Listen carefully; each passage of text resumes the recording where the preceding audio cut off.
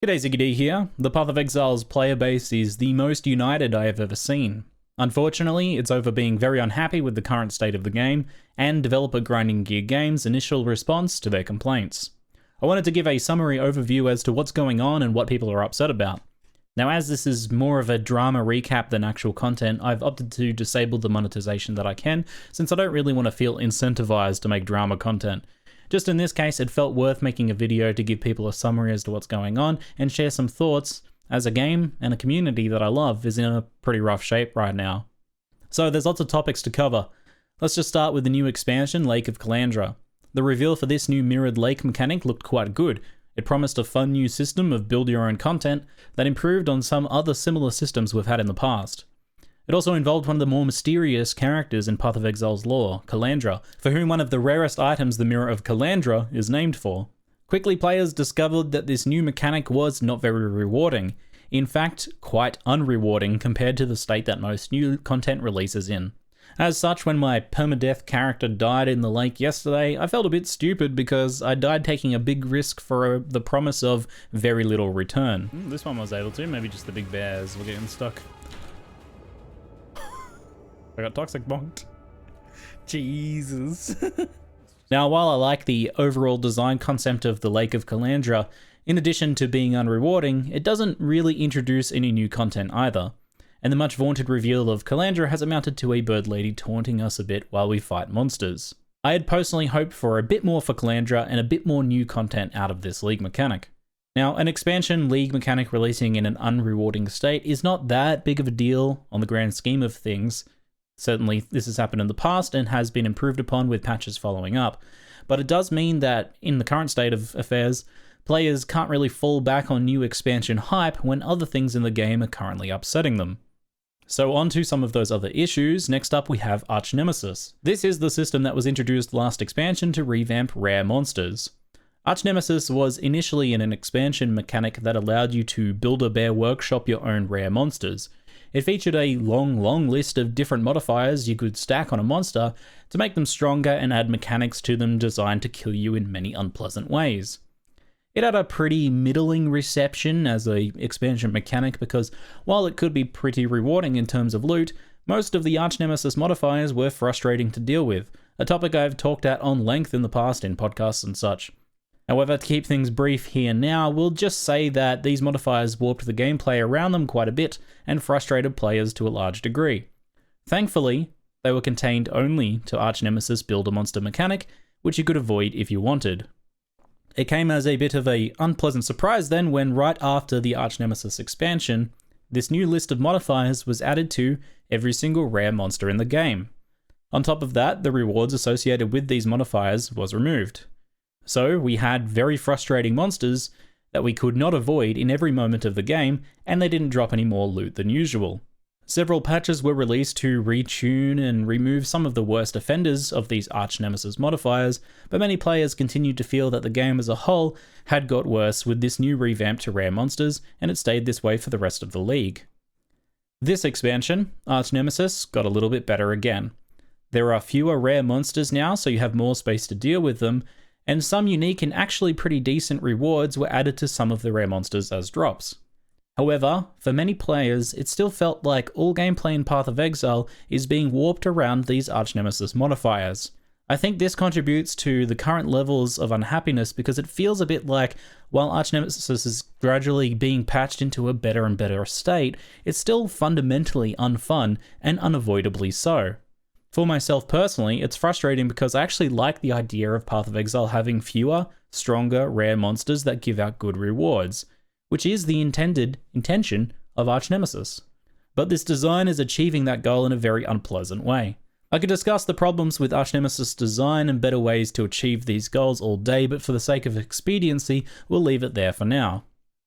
Next up, another big reveal with this expansion was the long-awaited rework of an older league mechanic, Harvest. Harvest was a system of very powerful and rewarding item crafting that was fairly frustrating to deal with and couldn't easily be traded between players.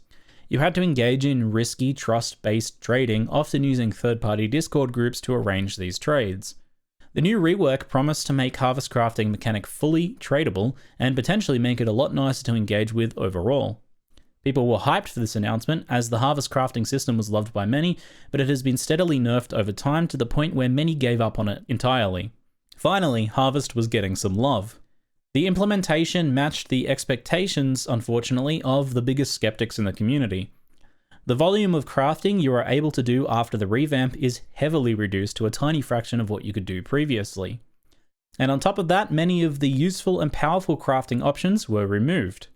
It was only stated previously that fluff and unnecessary crafting options would be removed, but options that allowed players to reroll affix ranges, known as harvest divining, and options such as reforge suffixes and prefixes were also removed. Not only that, but the most common and entry-level crafting option, reforge a rare item with a guaranteed specific modifier type, was nerfed as well in an easy-to-miss way. There used to be 2 versions of this craft, and the stronger version was removed, leaving only the weaker one. This is easy to miss as the 2 were similarly worded.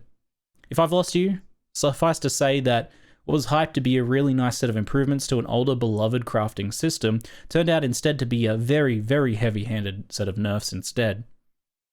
Similarly then, was the other revealed improvements to an older mechanic. Beyond was a very old expansion mechanic that spawned demons from beyond as you killed monsters. To update this system, a newer league, Scourge, was recycled. The much cooler and much more modern Scourge monsters would replace the very dated Beyond monsters. Not only that, but the Scourge monsters would be bringing their unique drops with them. Very exciting, as Tainted Jewelers and Fusings in particular were very useful for easily improving the sockets and links on corrupted items. These Tainted Currencies would randomly add or remove a socket or link, resulting in a very reliable way of creating corrupted 6-link items. For those out of the loop, this means salvaging otherwise unusable items and allowing players another accessible route to get their required slots for their primary skills. It was said that these would be reduced in effectiveness and in quantity available, but players were disappointed to learn that these Tainted Fusings went from what seemed to be somewhere around 50-50 odds of adding or removing a link or socket, to something closer to a 10% chance to add and 90% chance to remove. A huge nerf to be sure, making these currencies quite useless outside of some long-shot gambles. So in total, this is several smaller disappointments in a row this expansion, not enough to get everyone fired up, but certainly affecting many players. Unfortunately, there was something much bigger and much more fundamental brewing as well. It initially started as scattered reports of, is anyone else getting less loot than usual? Easy to write this sort of thing off because such claims are made every new wipe as people reacclimate to a fresh start. However, the evidence kept mounting with people opening empty currency lockboxes, and it got to the point where even top farming players and groups started posting their abysmal loot compared to previous expansions. Something seemed to be fundamentally broken, and many of us expected something was bugged, especially since during the reveal it was mentioned that we should get excited about magic finding again, a loot finding strategy that was seemingly being buffed. There was nothing in the patch notes, so speculations continued while we waited for word from the developers on what was causing this seeming bug. And that brings us to yesterday's news post, What We're Working On. This post promised some very measured and marginal improvements to Archnemesis monster difficulty, a small buff to the amount of crafts available from Harvest, and an unspecified buff to the reward level of Lake of Kalandra's rewards. To be clear, all of these are good things, but they felt very conservative given the level of frustration that players were feeling at these problems. And the proposed fixes only tackled some parts of the problems. For example, the removal and nerfs to harvest crafts that are available was not addressed at all, only the volume of fuel players would get to use their remaining decimated crafting options. The biggest part of all, however, was the response to questions about all the seemingly missing loot drops. In particular, the following line came as a huge surprise. We removed a massive historic bonus to item quantity and/or rarity that applied to some league-specific monsters. We replaced it with a moderate 2 to 3 times increase to item quantity to offset the fact that these often have more life than regular monsters and some cannot drop maps. What this means is that monsters from expansion league mechanics all had massive bonuses to item quantity and rarity as quoted, likely something like 1000% or more. We can only really make some educated guess as to the exact figures.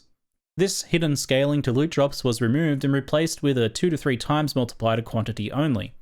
While we don't know the exact numbers, this means that loot quantity was lowered by an estimated 50 to 80% from the monsters that tend to drop most of the loot in endgame maps. And the bonuses to rarity, which primarily affects dropping rare and unique items, seems to have been axed completely. I feel like we need a bit more context to what happened here exactly from GGG's side of things, but this certainly explains the effect players have been noticing on their loot drops. And this affects pretty much everyone, from a new players just starting out in endgame maps, to the veteran magic finding parties dumping hundreds of chaos investment into each map. The What We're Working On post followed up this shocking revelation with some promised improvements such as skewing drops to have more higher level bases on average and some bug fixes for edge case issues. However, the proposed improvements once again feel very conservative compared to the perceived magnitude of the issues amongst the community. This difference between the degree of changes proposed and the magnitude of issues as seen by the community fuels a strong feeling of disconnect and helplessness, along with a loss of trust and waning optimism for the future. All of this is a very nasty recipe for a very unhappy community.